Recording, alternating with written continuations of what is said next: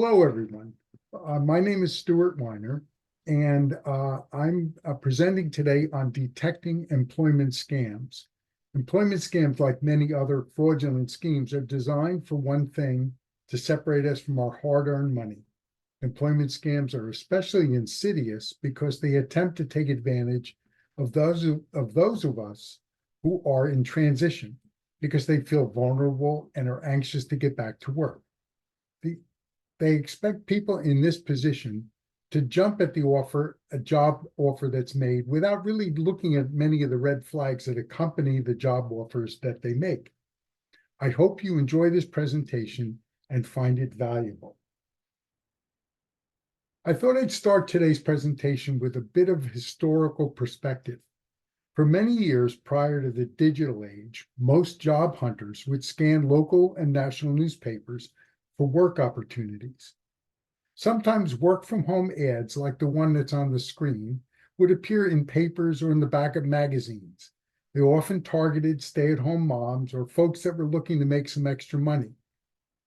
As you can see, $125 a week may not seem like very much today, but 50 years ago, when ads like this were prevalent, this was a pretty good way to supplement someone's income.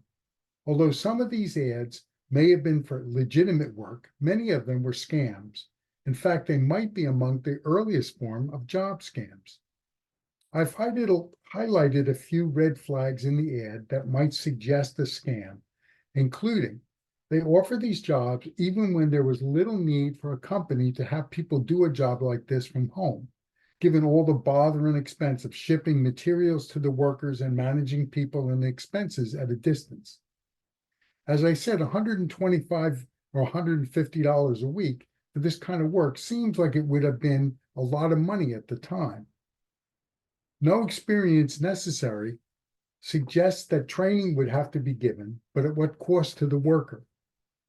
And the terms limited positions and don't miss out suggest pressure to respond right away.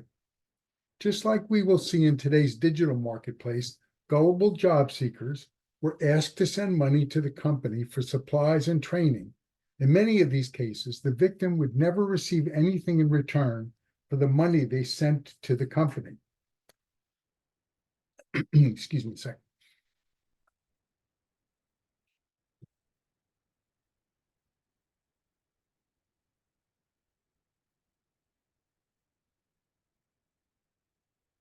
Employment scams are everywhere, and they come in many forms.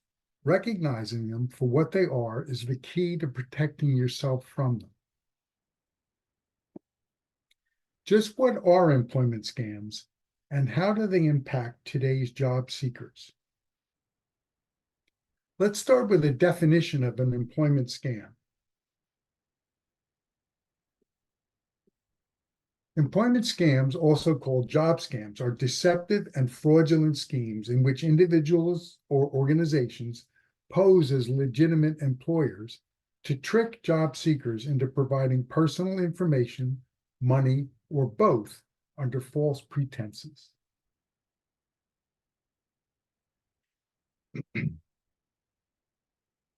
Prevalence and impact of employment scams. Employment scams are among the top 5 financial frauds reported to the Federal Trade Commission. In 2022, there were approximately 14 million people exposed to such scams. And in that year, job seekers lost nearly $68 million due to fake job opportunities. The good news is that many of the 14 million people exposed to scams were not taken in by them. The bad news is that $68 million is a lot of money to lose, no matter how many people were actually scammed. Now, there are a lot of common employment scams, and the scams that are shown on the next 2 slides are, in fact, pretty common. We'll briefly discuss each one and what to look for and to be aware of. If you come across one or more of them, just remember, they are not all of the schemes you might encounter. Let's look at the first one, envelope stuffing or home assembly. Just like the old advertisement we saw earlier, the employee is often required to pay an upfront fee for materials or training. In these cases, they receive neither and are out of the fees they've already paid. By the time they realize what happened, the scammer has moved on to a new scheme and the victim has little or no recourse. Multi-level marketing, the products they sell or services they offer are often non-existent. And by participating in scams like this, you actually become part of the scheme. These are pyramid schemes in the more usual parlance. And the person who joins is expected to pay into it. And the only people that ever make money are the scammer himself and maybe a few of the original people that join. But other than that, everybody generally loses their money. Email solicitations for jobs that contain requests for personal and financial information as part of the recruiting process is another one that's very common and you have to keep your eyes out for. And they sometimes also contain links to malicious websites. So if the email arrives in your mailbox, it's best to really be very careful about what you're looking at and never, ever click on any links that are in those scams or in those emails, or open up any of the documents that might be attached. And the fourth one here on this page are unsolicited text messages. Text messages are sent instead of emails. The victim is asked to download a messaging app in order to continue the process. The entire interview is generally done via the messaging app, and the job offer is made that way. And the person who receives a text like this actually never sees or speaks to a recruiter or a hiring manager. All of this is done actually on the text on your phone. Here's some additional ones. Fake job postings. These are online platforms that often contain requests for upfront payments to conduct background checks or to cover application fees. They can be disguised as legitimate platforms such as Indeed, Monster, and Glassdoor. You have to be very aware of that. Also, a lot of times fake job that appear to be government jobs or post office jobs appear this way, arriving in your email mailbox. Work from home schemes involving reselling merchandise. A popular scam involving reselling merchandise, the victim buys so-called luxury merchandise at a discount to resell at a higher price to a list the scammer provides of customers that are possibly going to buy this merchandise from you. The victim otherwise receives nothing. They don't get anything at all for putting the money out, or they may receive junk or goods that turn out to be unsellable, and there's really no one to sell it to. Fake recruiting agencies reach out with unsolicited job offerings. They collect both personal information and upfront payments for their services. And the last one on this list is a foreign job scam offerings. Lucrative jobs are offered. Mostly they appear to be overseas. They request upfront payment for work permits, visas, and other fake expenses. And one of the big problems is that Gen Y and Gen Z folks and other people like boomers may be looking for travel. And these foreign job scams seem to offer a lucrative way of being able to pay for that travel or pay to be able to move to another country. Very rarely are any of these legitimate at all. So we want to make sure that everyone is on the lookout for some of these things. Unrealistic promises, such as a promise of a fast track to senior leadership. Unusual interview processes, such as the interview is not conducted actually in person or via video conferencing. It's conducted either by email or by text. Vague job descriptions, where there's not enough detail or the description doesn't seem to match the job title at all. Offers that seem to come out of nowhere and are usually very flattering. You just simply get an email. The email will tell you how wonderful they think you are, and you have no idea who these people are or where they got your information from. If something seems too good to be true, well, that goes without saying. It certainly probably is too good to be true. Untraceable contact information. contact information can't be confirmed. You don't know who this person is. The email address doesn't seem real. If you try it, you don't even know what's going to happen to you. So that's another thing that seems to be one that scammers use a lot. Upfront payment requests. Never pay for anything as part of a job hiring process. This is clear, but it happens literally every day. People are asked to pay for things as part of the process, when in fact that should never happen in any legitimate job offer. Check cashing schemes, which we'll talk about a little bit later on. But essentially, if a so-called employer offers to send you money in order to pay for some of the equipment you'll need for your home office, for example, that's part of a scam. Never accept a check. If you get one, tear it up and throw it away. Email and text based scams. Almost all email and text that come to you unsolicited may be scams. Not every single one, but just about every one. Unless they're from an actually known source, such as a friend or someone who is representing themselves from a company, and you can verify this. You really should take every email and text-based scam, text-based reach out to you as a scam. Sorry. Fake companies. Anyone can fake a company. Never take a job offer at face value just because the company looks real. And unprofessional communications. You'll see emails and other things that are sloppy. They use bad grammar, they're poor spelling, they offer, and often the first things you may notice on such a job offer are those kinds of things. And it's something you should be ready to immediately just delete from your email, and don't even think about taking that on. Okay, just bear with me a second. There we go. Okay, so let's take a look at an anatomy of an employment scam. And these are some of the common tactics and red flags to look out for. One is impersonating a professional or reputable company. The scammer might use the name of a real person from a real company. They might get the name, the job title, and the company name, for example, from LinkedIn.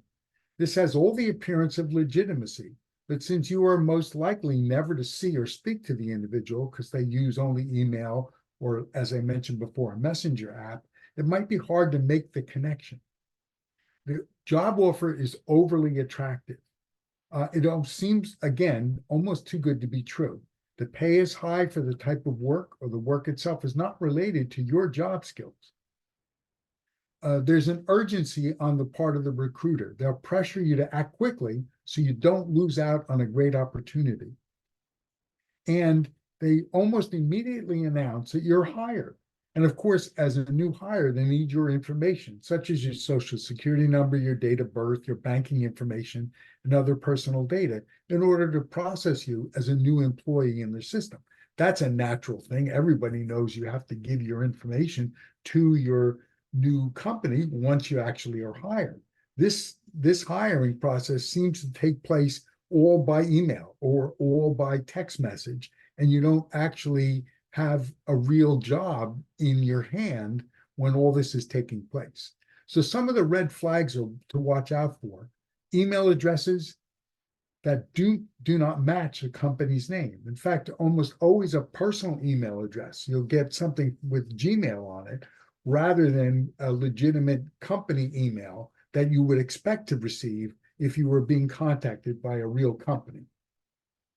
Very often, scammers don't write very well. They misspell words and they use poor grammar. The job description may not reflect a job title or may be misspelled. When we look at a couple of these things a little bit later in the presentation, you'll see what I mean. The employer does not appear to have a website or an active company profile on LinkedIn. If you can't find them on LinkedIn, that's a really good sign. And the job appears to be unsolicited, or it comes to your email or your text inbox unsolicited. They often tell you they've seen your resume. and that you're a perfect match for the position. They never say actually how they happen to have a copy of your resume, where it came from, who showed it to them, who brought it to their attention. So those are things that you should always keep in mind when you see any kind of an offer that comes through, especially if it comes through unsolicited. Now, you want to protect yourself from a scam. The best ways to do it are check the company's official website. Is there one? If the person purports to come from a legitimate company, go to the website and make sure there really, in fact, is a legitimate company. That's the first start. It's not all you want to do, but you want to make sure that you can find something on either on LinkedIn or by Googling the name. You want to find that company. You want to compare the job title and the job description that's shown on the company's official website. You want to make sure that if they're offering you a job and there is a company out there, that job is real on the actual website for the company. You want to obviously look for any discrepancies or inconsistencies between what you're being offered in the email that you receive and what the company is actually offering in the way of a job, if they do match up. And the last thing you want to do is contact the company directly. There are ways to contact the company. You should do it. You should find out the name of the HR person. That very often the vice president or some higher level person is listed. There may be other people listed on the website that you can contact. You want to make sure that if you're interested in that job and it looks like it might be legit, you should find out that it is in fact legit through the company's website and not through the email that you receive. Now, you want to make sure you're protecting your personal information. So you never want to share at any time until you've secured a real job from a real company, your social security number, bank account details, passport information, or any other personal information that would allow the scammer to misuse that information and steal from you. You want to make sure that you have secure information. Use secure email channels, verify the recipient's email address, avoid clicking on any suspicious links or any links at all for that matter in the emails. Those are always real red flags of possible scams. Okay, now you want to also, if you see something and you're really clear that it's a scam, you want to contact the local authorities, or all authorities, local law enforcement, the Federal Trade Commission, and right there is a link to reportfraud.ftc.gov. You want to contact the Better Business Bureau. You might find that the Better Business Bureau and the Federal Trade Commission will let you know that they've already received information about this. So that would really confirm for you that you are looking at a scam. And you can go to online platforms as well. You want to report the scam on the job search websites, especially if it's come through one of those.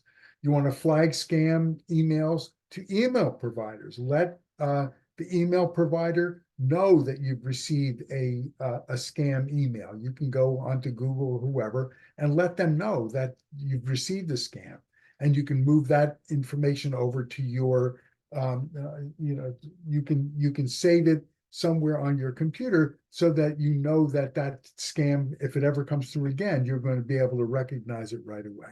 And report it also to the legitimate employer if it's being sent to you as though it's a legitimate job offer from a legitimate employer, but it turns out to be a scam. Let the employer know that this is happening so that they can keep an eye on what's going on with that as well.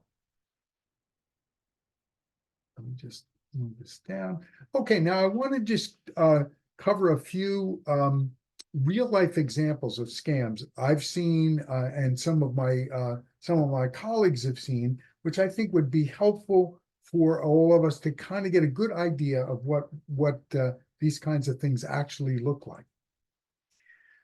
So receiving an unsolicited email from a company looking to hire is one of the most common methods used by employment scammers, as I've mentioned.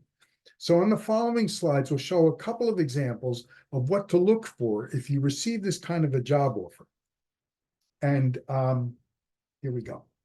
Okay, now this is the next two slides are parts. I couldn't show the whole thing on the screen. You'd never actually see it. It's so much information and it's really very tight. So to spread it out a little bit, you can see it a little better from this angle. And I've highlighted in yellow a lot of the red flags that are in this particular email scam. I received this one myself a few months back, just so you're aware that this is legit. And as far as it being a scam, this is an actual one that came through. It has scam essentially written all over it, and then that highlights I'll show you what I mean. The very first one is, I could not find an Eliza Whittier, that person's name, on LinkedIn, on Google, or from any other source, which is a first red flag. Who is this person, Eliza Whittier? Okay. You'll notice next it comes from something called campayment@truenet.co.in. TrueNet.co is actually a real company. It's a high-speed internet company. It's based in India. Now, you ask yourself, why would a company based in India that has this kind of work that they do be looking to hire me for a customer service job, as we'll get to in a few moments, position at a different US-based company? You might ask yourself that. I certainly did. I'm not sure where the email address camp.payment@truenet.co.in might take me. So I didn't want to click on that and have it take me to some scam site. So I just didn't respond to that one at all. But again, I couldn't find any indication that there was a place that this would actually take me that was legitimate. The next line has the name Eliza Whittier again, and it says, and now it's at sarahweiss.info. That's where the reply should go. So sarahweiss.info doesn't exist. And when I checked on both LinkedIn and Google, I couldn't find anyone named Sarah Weiss that appears to have anything to do with this job offer. So again, it's a flag that says something's not quite right on here. Now, the next one is the greeting. And see how it reads, "Good time of the day, Stuart Weiner." That's a very unusual way and sort of an awkward form of greeting. And I don't know where that came from or why anybody would use it, but I've never seen anyone use a greeting like that. Now, the next line says, "Shu Nielsen Holdings and Investment Incorporated has reviewed your profile." Now, I found this company on LinkedIn. It's described on the LinkedIn page as an investment company located in Florida. The website link that I found on the company page for Shu Nielsen didn't work. When I clicked on it, I got just one of those messages that says that there's nothing there. When I did a subsequent LinkedIn check-in preparation for today's presentation, the link to the website itself was no longer on their webpage, on their page in LinkedIn. And I did a search on Google, and it didn't turn up any website information on this company at all. Now, the next thing is he's giving me a chance to apply for a job as a customer service representative. I have no background as a customer service representative. I've never done any work in this area, and yet they're giving me a chance to apply for that particular position. But in the next paragraph, it says, "Our company is a stable and fast developing enterprise. I reviewed your resume and would like to now offer you a remote position," not a chance to apply, but an offer of a remote position. And again, this person was supposed to have reviewed my resume, and certainly my resume would not offer any indication that I had this kind of background. Excuse me a moment. Here we go. I'm sorry. Okay, so here's the next section of this particular email. And here it says, I list you here some of the job duties. Again, a very awkward phrasing for the introduction to this. And here are a couple of the job duties that are listed. Ensures that all transfers are processed, completes and submits reports to accounting department, and processes transfers and currency orders. Again, sort of odd customer service kind of work, not really very well explained. As a start, we offer a part-time contract, which may be further upgraded to full-time, and the starting monthly paycheck is $3,500. And 3,500 USD is not the standard way that people in the United States normally display dollars. They put the dollar sign followed by the 3,500. It's not completely unknown, but it is sort of an unusual way to present it. So as you can see, there are a lot of items in this email that give me a reason to doubt its authenticity. In my estimation, there is no way that this is a legitimate job offer. But again, I didn't just simply delete it because I wanted to use it as an example of what these things may look like.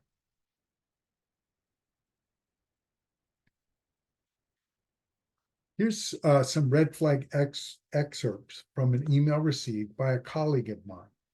I have not included her name to maintain her privacy. Now, I found several people on LinkedIn, Google, and Facebook with the name Madison Powell, spelled just that way, but there's no indication that any of these people are connected to this so-called job offer. I also found no company by this name. Excuse me. There are two people named Sandra Thomas on LinkedIn. Neither one appears to have anything to do with this email. The email address is a Gmail account. Remember, I mentioned earlier that a Gmail account suggests a trap. It's normally a scam because companies don't use Gmail accounts, which are personal for the most part. They don't use Gmail accounts, personal ones, as company email accounts.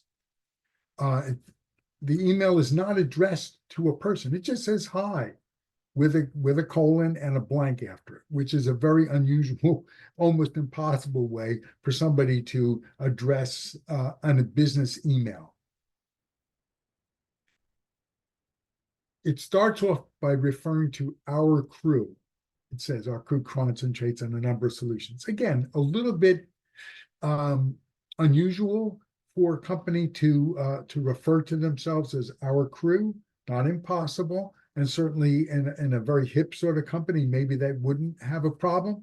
But certainly for most of us, we wouldn't expect to see something like that. The job is described as a customer support officer, but requires no work experience. No prior work experience or skills are required to be a customer service officer. I don't know what the job actually is supposed to be, but the word officer suggests that you must have to have some kind of skills and background in order to be able to handle this job. The pay is $3,500 a month for someone who has essentially no skills. Now, you'll notice under the word demands, prior work experience with MS Office is required. Just a moment before, they had said no skills were required. Now they require full experience with MS Office. And the task listed for the job appear to be either copied from various CSR and administrative assistant job descriptions, or they're just made up gobbledygook. Create copies of communication or various other paper versions of that data, react immediately to any and all signals by electronic mail and phone. These are really meaningless sort of terms that are being thrown in there because they really didn't know how else to describe what this job would be. And also handling postal mail. If it's a work from home job and would you be receiving mail that should be going to the company's offices? And what are you going to do with the physical mail while you're sitting in your home office? So clearly there are a lot of things wrong with this job offer from the through the email. So I would say that the so-called job offer is so poorly designed, again, it could only be a scam. Now, there is another kind of scam that I mentioned a little earlier, and that's the text message scam. This one is not dissimilar from ones I've received in the past, and it just shows the text that actually appears in the telephone. And I'll read it to you real quickly. Hi, Jim, I'm a recruiter with Amazon, and I have a great customer service position I know you can fill. I'm not quite sure how whoever this is knows that Jim could fill the customer service position because it just came to him out of the blue. Now, here's the key to this one. Telegram Messenger is the only way we communicate with our job applicants. So if you don't have this app, please download it. Once you're on Messenger, let us know, and our hiring manager will contact you right away to get the hiring process started. This gives you somewhat of a pause. Why would any legitimate hiring manager from a legitimate company, like Amazon, for example, want to deal with you this way? It sort of raises a whole bunch, again, red flags.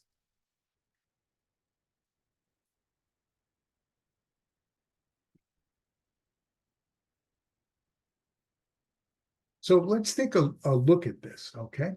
So the hiring manager introduces himself to the job seeker using the app and asks a few kind of non-challenging questions. What do I mean by non-challenging questions? They may ask things like, let's see, do you know how to use Microsoft Word, for example? Some things of that nature, which most people know how to use Microsoft Word or some version of a word processing application. So that's really not a kind of a question that most people would have any problem answering, but they're not asking tough questions about kinds of things that you might know or not know how to do as a customer service person. So then the next thing is at the end of the interview, the hiring manager tells the job seeker they have the job. That's pretty good. You got a job with almost no effort. You must really be an awesome candidate to get a job at the end of a couple of questions asked by this messenger app. This is actually a two-part scam. Once Jim is hired, as you can see there in quotes, the information that is shared can be used for identity theft. They're going to, once they've hired you, they're going to need your social security number, your date of birth, your address, your banking information so they can direct deposit your paychecks when you receive them. All of this stuff is part of the scam. The other part is the company, and this is what I mentioned earlier, the company will send Jim a check to cover the cost of his home office, any training he might need, or other expenses. Now, what happens when the checks are sent is that Jim will deposit the check in his bank account and use the proceeds to buy what's needed from the company that the employer directs him to. The employer say, go to XYZ company and you order it. Here's all the things you'll need. You put your order in, you send them your check to pay for that, for those items that you're going to need in your home office. The problem is the check that's sent to Jim is going to bounce. His bank won't cover the check because the check has bounced. It'll take a few days, but by the time that happens and Jim has sent his payment in to the phony company that he sends it into,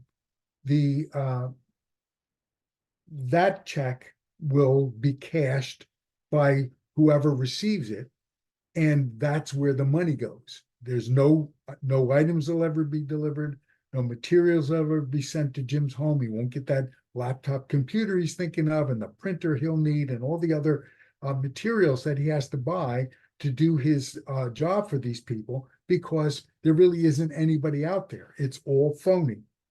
So one of these things comes into your phone, you receive it, ignore it, just delete it. Don't even think about answering it, because there is almost zero opportunity for or chance for a legitimate company to try to hire somebody this way. No matter what they say to you, it's all essentially a lie. So stay away from these things.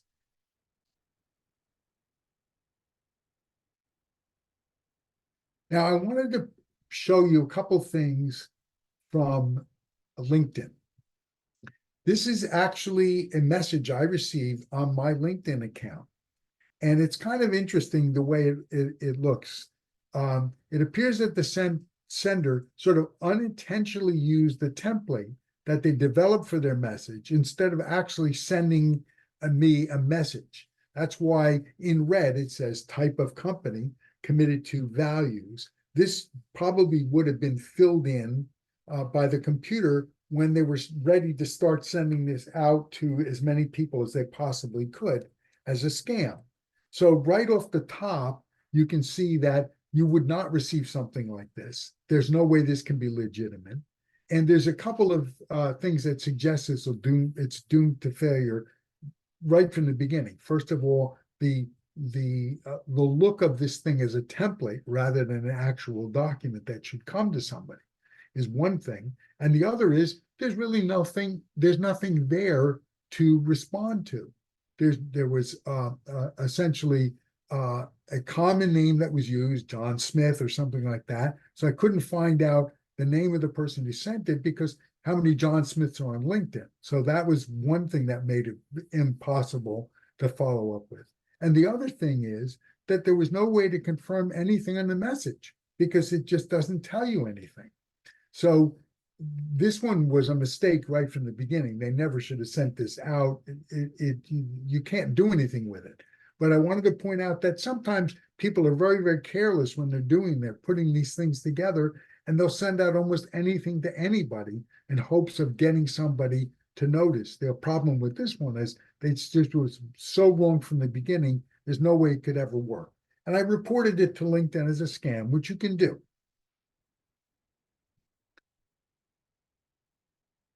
Here's another LinkedIn message I received. And this one also contains several red flags. The actual message was much longer, so I pulled out some of the more interesting bits for this discussion.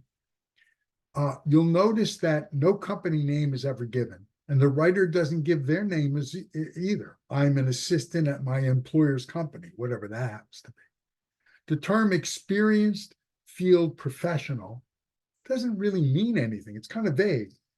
And how do they know I'm an experienced field professional?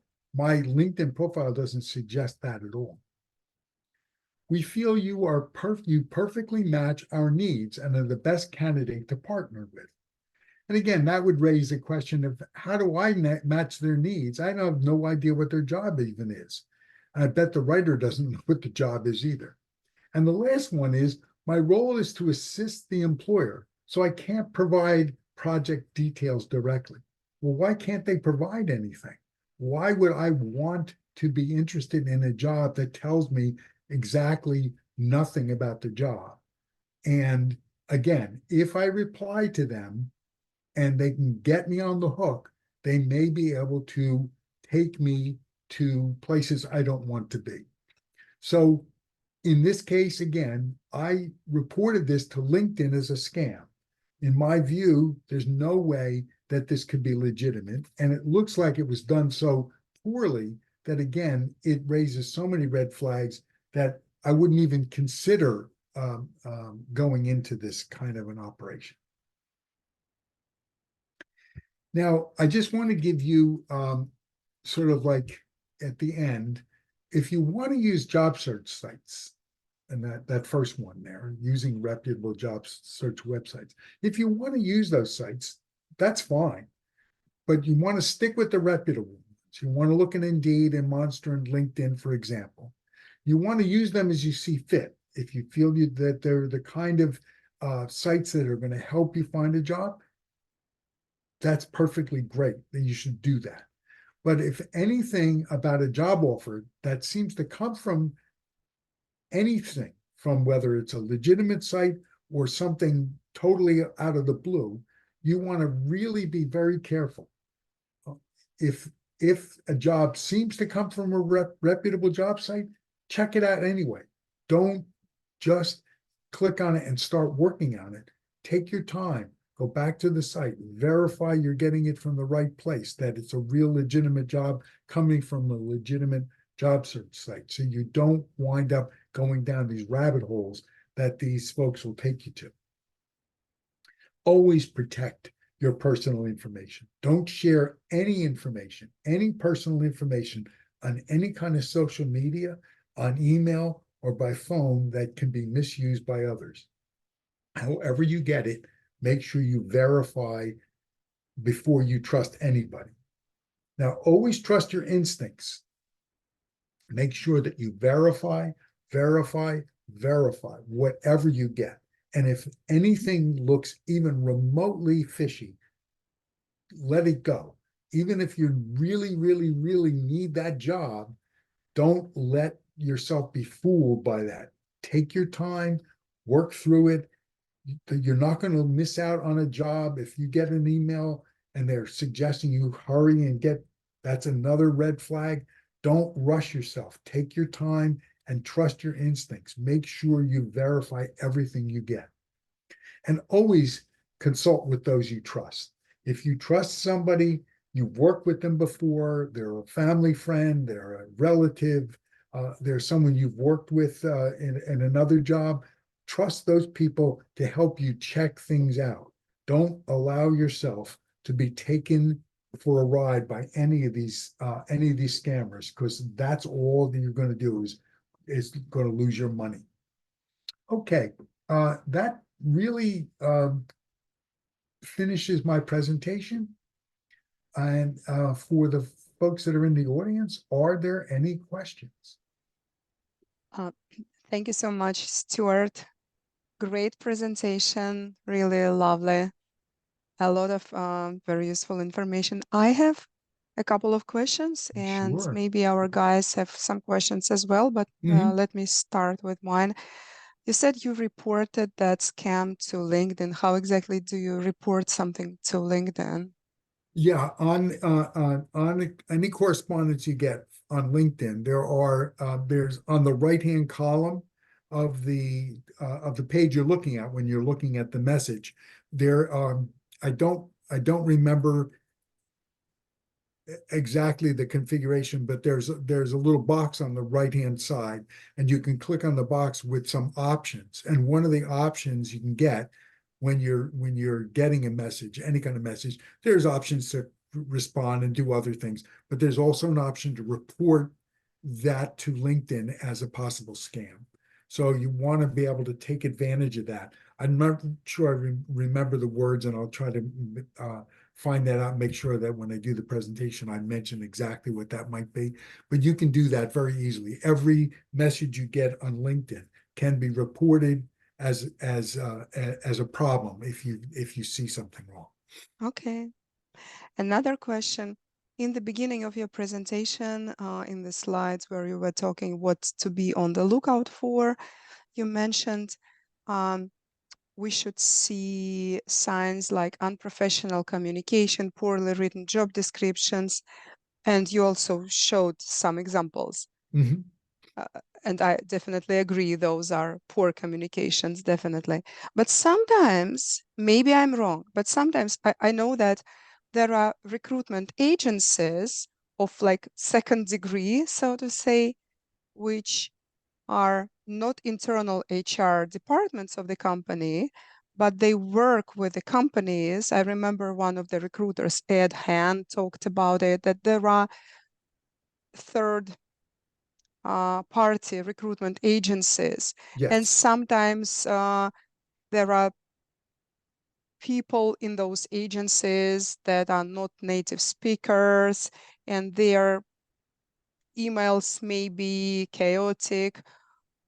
Are they legit, or I've never communicated with those? Is Yes. it possible that they are legit, even in Yeah, it spite is. of? Yes, and those agencies, they will generally have a business email address. They will almost always have at or near the bottom of the email itself, there will be the name of the company they work for and where they're located and a phone number. And I've received, I don't know, over the years, dozens of those email, and most of the time I'm not interested in the jobs. So I just delete the email, so I don't bother to even respond. But in a couple of jobs which looked interesting to me, and they're almost always contract work, Yeah. and 1099 rather than W-2s. And most of the time, you can go online and you can look up the name of the agency they work for, and you find out they're a legitimate place with a real address and real names. You can phone and speak to the person on the phone and not share any information. Most of them don't ask for uh, things like social security number and stuff like that. They are legitimate, and you're right. The reason why some of them use not perfect English is because they are from a large part Indian, Mm-hmm. and Exactly. they speak pretty decent English, but it's still accented English, and they sometimes make mistakes when they're writing, but we Mm-hmm. all do that. They are for the most part legitimate, but they can be traced. You can check with the company, you can go to the website. They provide If their phone right, numbers. Mm-hmm. right. If you're comfortable doing that they are generally legit. Mm-hmm. But they do meet all that criteria. There really is a real company. Mm-hmm. There's a real company website. There's a real company email. They will be happy to talk to you on the phone. They basically will ask for a copy of your resume, and you can go from there. But you again always have to be extremely careful how you use them and whether you feel comfortable with them or not. Thank you. So Okay. Ed and Bob, do you guys have any questions, any input? You I should can't be. think of anything. Go ahead, Ed. I said that I couldn't think of anything. Oh, okay. Thank you, Mhm. Ed. That's Thank all you. right. And Bob asked me a while ago through the chat whether we are recording this and will this recording be available. And as I answered, I think you guys came here through Meetup event. So I will post the link to the recording in the comments section under the event. That is where you will be able to find this link. Probably not today, probably tomorrow, because it takes a little bit for the recording to upload to YouTube. Okay. Okay, then. Bob, anything from you?